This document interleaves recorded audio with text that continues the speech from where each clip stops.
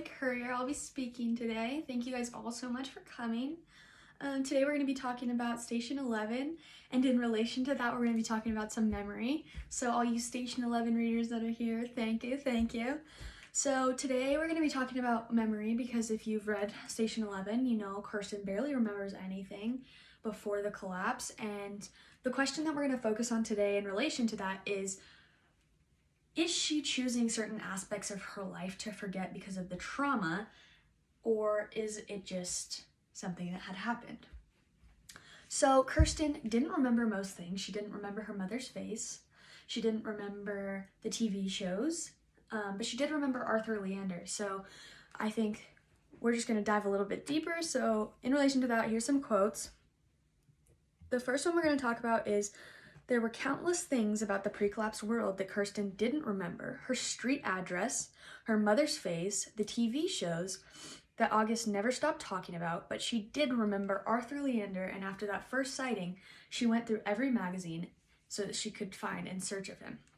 So she can't remember her brother. She can't remember her mom. She can't remember her childhood home, but she can remember other aspects of her life. So that leads me to believe, as a person who chooses to forget things as well, that she chose to forget those things so that she isn't in so much pain about the collapse. She doesn't feel down in the droops every day. I'm sure all of you guys have dealt with that, but she goes through her life just remembering small little things, and it doesn't bother her because she doesn't know and she doesn't remember what she's lost. So in relation to that, we're going to go back to another quote. She says, what was lost in the collapse, almost everything, almost everyone, but there's still such beauty." That's in chapter 11. That's how the chapter starts. So in my personal opinion, there's so much that everybody lost, but there's so much beauty that you can find because of how much the society grew together. So even though Kirsten knows that she lost so much, she can't pinpoint what she lost because she doesn't want to remember what she lost. She doesn't know her mom's face because she left.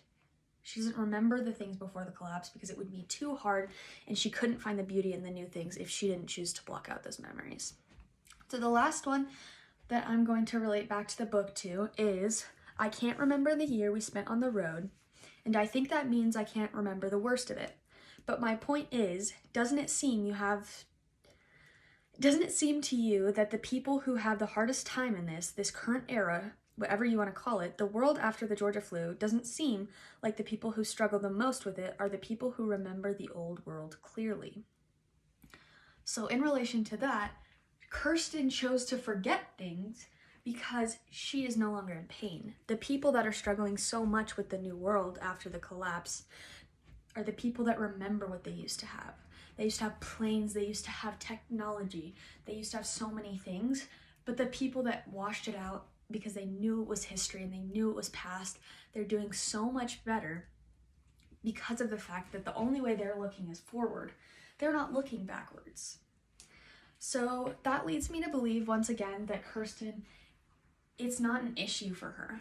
Memory is something that she is controlling on purpose. Her brain knows that she can't handle having the memories of the past.